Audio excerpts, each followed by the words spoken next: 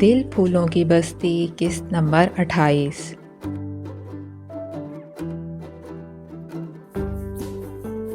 تب وہ احمد حسن کو کچھ اشارے کر کے ڈرائنگ روم سے نکل کر برآمدے تک آ گئی۔ اس کے بعد سمجھ میں نہیں آیا کہاں جائے، سامنے کوئی نظر نہیں آ رہا تھا۔ کچھ شش و پنج میں پڑ گئی، تبھی اپنے پیچھے قدموں کی آواز سن کر پلٹی تو عدیل کو دیکھ کر قدرے نروس ہو گئی۔ وہ غالباً چائے وغیرہ کا کہنے آ رہے تھے۔ رک کر پوچھنے لگے، آپ یہاں کیوں کھڑی ہیں؟ وہ مجھے آسیہ باجی کے پاس جانا ہے، اس نے کہا تو عدیل آئیے کہہ کر آگے چل پڑے۔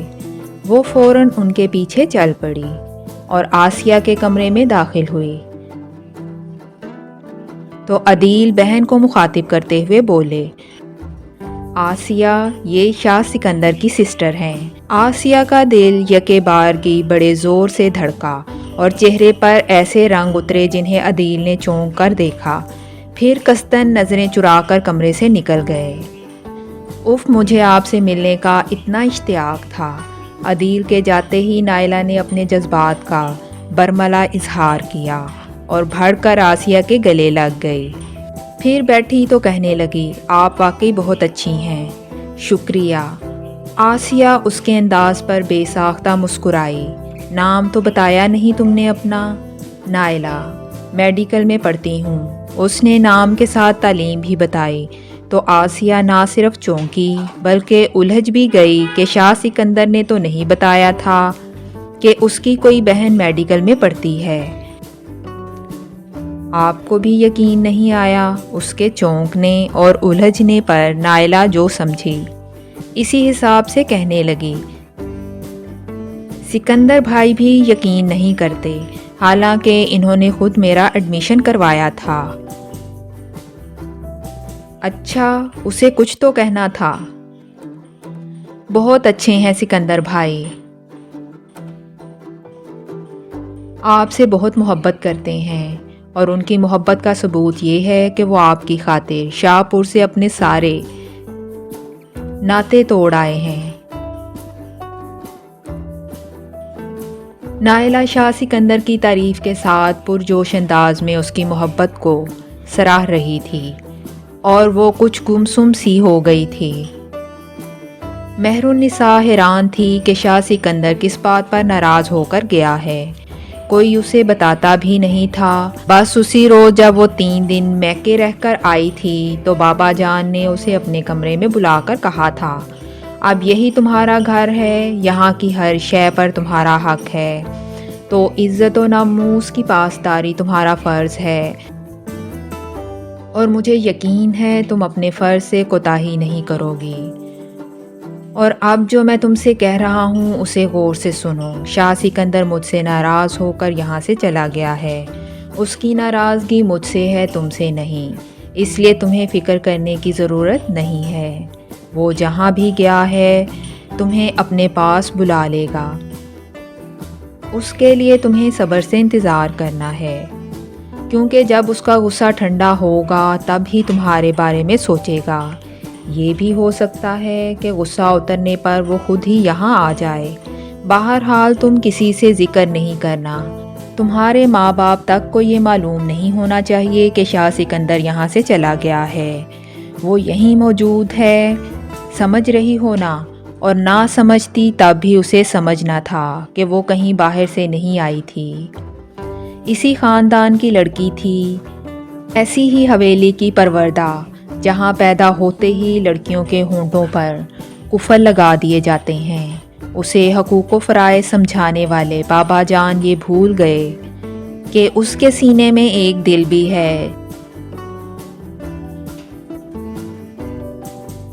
جس نے بدقسمتی سے بہت پہلے محبت کی لے پر دھڑکنا سیکھ لیا تھا۔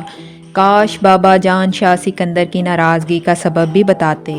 وہ اپنے طور پر قیاس کرتے کرتے تھک گئی تھی، پھر انتظار کے دن بھی طویل ہوتے جا رہے تھے، جس سے اس کی سوچیں نیا رخ اختیار کرنے لگیں۔ یعنی اس نے جو بابا جان کی بات پر یقین کر لیا تھا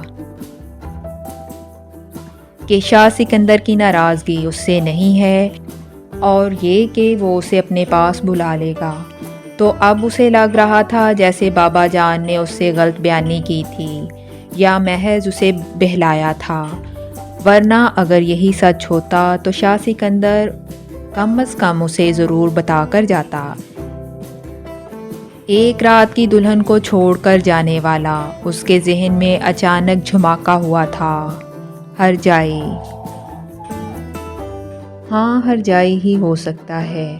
مہر النساء اس خیال پر گرفت مضبوط کر کے اپنی شب عروس کے ان لمحات کو سوچنے لگی جب شاہ سکندر اس کے پاس آیا تھا اور اسے یاد آیا اس کے اندر پا لینے کا احساس نہیں، کھو دینے کا دکھ تھا، پشیمانی اور وحشت تھی۔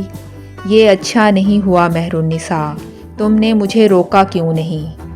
کیا سمجھتی ہو تم اس طرح میرا دل جیت لوگی؟ شاہ سکندر کے لہجے کی تلخی اسے اب محسوس ہوئی تھی، تو سارے ارادوں پر سے پردے سرکنے لگے تھے، اور اگر وہ اپنی روایات سے بغاوت کا حوصلہ رکھتی تو اسی وقت چیخ چیخ کر حویلی سر پر اٹھا لیتی، لیکن اس کے برعکس وہ دکھ سے سوچ رہی تھی۔ تم نے میرے جذبوں کو پامال کر کے اچھا نہیں کیا شاہ سکندر حیات، اس کے باوجود میں تمہارا انتظار کروں گی، یہ میری مجبوری نہیں، ضد ہے۔ اور جب ایک کمزور عورت کسی بات کو اپنی ضد بنا لے تو پھر وہ اتنی کمزور نہیں رہتی۔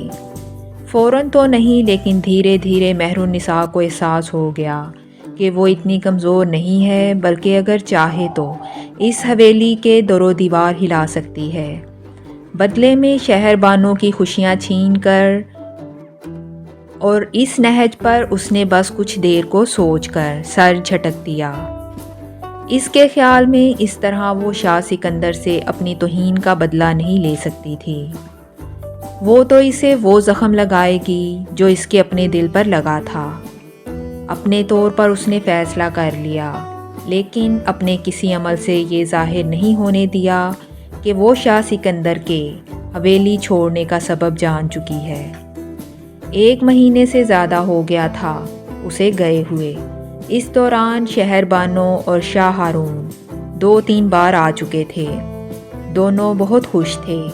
شاہ ہارون نے ہر بار اس سے شاہ سکندر کا پوچھا تھا اور اس نے بڑی خوبصورتی سے اسے مطمئن کیا تھا۔